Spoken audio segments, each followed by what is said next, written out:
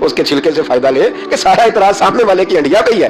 نبی کریم صلی اللہ علیہ یہ جو ہاضمہ خراب ہو جاتا ہے پھر بندہ ٹینشن لیتا ہے, کہتا ہے نہیں جبریل سے ملے تھے, اللہ کا دیدار ہی نہیں کیا, وہ تو بس خواب کا معاملہ تھا, خواب میں گئے تھے خواب میں. بھائی میں آپ سے کہتا ہوں کہ میں نے رات کو خواب دیکھی ہے پاکستان کا صدر بن گیا تو آپ کو کوئی پریشانی ہے؟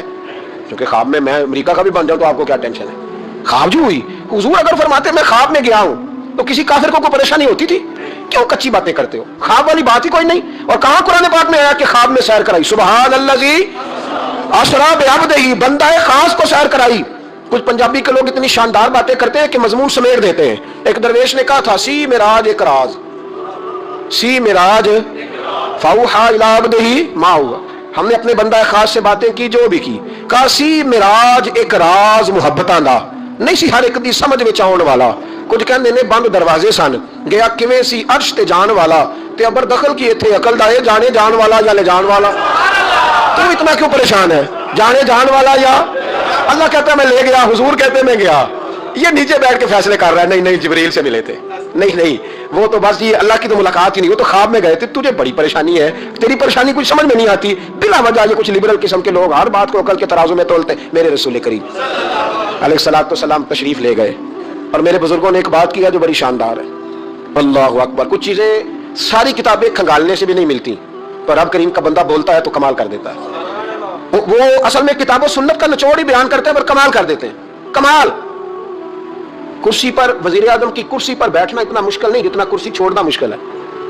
جو آج کے جو جب وزیر اعظم بنے, ڈکٹیٹر بھی بنے, تو انہوں نے بعد میں سیاسی پارٹیاں بنا لی کہ شاید دوبارہ کچھ عقل چل ہی جائے. مصر میں ایک ایسا وقت گزرا ہے کہ جس کو بادشاہ بناتے تھے جب اس کی مدت ختم ہوتی تھی نا, اس کو قتل کر دیتے تھے. بھائی مارتے کیوں؟ وہ کہتے یہ سازش کرے گا دوبارہ بننے کے لیے. یہ ایسا لطف ہے کہ یہ جاتا نہیں.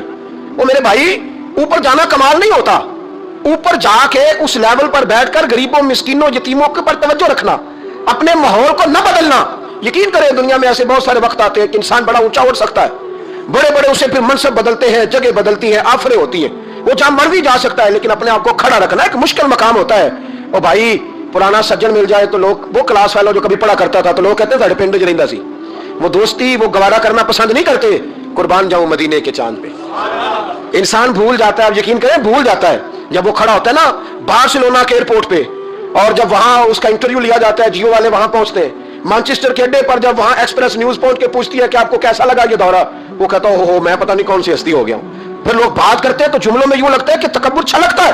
بڑا مشکل ہے اونچا اڑنے کے بعد غریبوں کو مسکینوں کو یاد رکھنا. اور حضور تو اس جگہ گئے تھے جہاں ایک تجلی دے کر حضرت موسیٰ علیہ السلام جیسے پیغمبر بے ہوش ہو گئے. حضور فرماتے جب میں گیا تو ادھر بھی نور تھا, ادھر بھی نور تھا, آگے بھی نور تھا, پیچھے بھی نور تھا. ایک تجلی گری, لوگ پریشان ہو گئے. ایک تجلی گری تو حضرت موسیٰ کلیم ہر چیز بھول گئے. اور حضور فرماتے ہیں نور کے حالے تھے, آگے بھی پیچھے بھی دائیں بھی. اس نور کی تجلیوں میں بٹھا کر عرش کے مالک نے جب پوچھا کہ محبوب کوئی بات کر, حضور فرماتے ہیں مجھ سے نہیں بھولا گیا. میں نے کہا یا اللہ میرے غریب امتی, یا اللہ گناہگار ہیں, یہ بھول جائیں گے, غلطیاں کر بیٹھیں گے, مہربانی فرما. تو محبوب فرماتے رب کریم نے فرمایا وَلَسَوْفَ يُؤْتِيكَ رَبُّكَ فَتَرْضَىٰ. محبوب اگر تو یہاں نہیں نہ بھولا ہم بھی تجھے ناراض نہیں کریں گے, تجھے اتنا دیں گے کہ تو ہم سے راضی ہو جائے گا. تو راضی ہو جائے گا بھائی, راضی ہو جائے گا. میرے نبی کریم علیہ السلام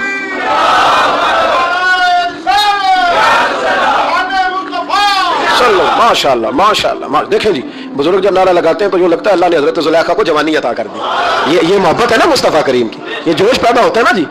یہ ہمارے آئی صاحب کی مسجد میں نا ایک درویش بابا جی تھے, نعرہ لگاتے تو اٹھ کے لگاتے, کھڑے ہو جاتے. تو میں نے ایک دن کہا چاچا جی ٹانگیں کامتی اب نہ اٹھا کرے, کہتے میں نے بہ کے مزہ ہی نہیں ہوتا.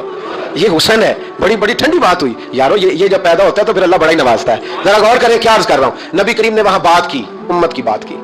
اور جب انسان دور سفر سے واپس آتا ہے نا تو غریب یتیم کہاں یاد رہتے ہیں, بچوں کا خیال ہوتا ہے, بچوں سے پیار ہوتا ہے. قربان جاؤں مدینے کے چاند تیری عظمت پہ. حضور نے فرمایا واپس تشریف لائے تو فرمایا بلال, پہلا جملہ بلال. حضور حکم ہو, فرمایا کیا عمل کرتے ہو؟ یا رسول اللہ کیا ہوا؟ فرمایا میں نے معراج کی رات جنت میں تمہارے قدموں کی آواز سنی ہے. یا رسول اللہ وہاں تو لوگ بھول جاتے ہیں, کہاں یاد رہتا؟ فرمایا میں نے سنا ہے. کیا کرتے ہو؟ عرض کی حضور کچھ بھی نہیں. میں کہاں اور جنت کہاں؟ حضور مجھے تو پتا ہے نا میرا روپ بھی نہیں تھا, میرا رنگ بھی نہیں, میں نے یار منان دا ٹنگ بھی نہیں, مجھے تو پتا ہے نا میں کیا ہوں, مجھے تو خبر ہے. حضور میں اور عمل بلال اور جنت میں آواز. تو محبوب نے فرمایا میں نے سنی, بتا. عرض کی یا رسول اللہ صلی اللہ علیہ وسلم آپ نے ایک دفعہ کہا تھا جب بھی وضو کرو 2 رکعتیں پڑھ لیا کرو. حضور میں نے کبھی نہیں چھوڑی. فرمایا بس پھر اسی وجہ سے یارو سمجھو اور غور کرو. میرے رسول میرے اصحاب فرماتے ایک جملہ استاد جی کا کمال کر دی. فرمانے لگے نبی کریم کا جانا بھی بڑا ہی کمال ہے.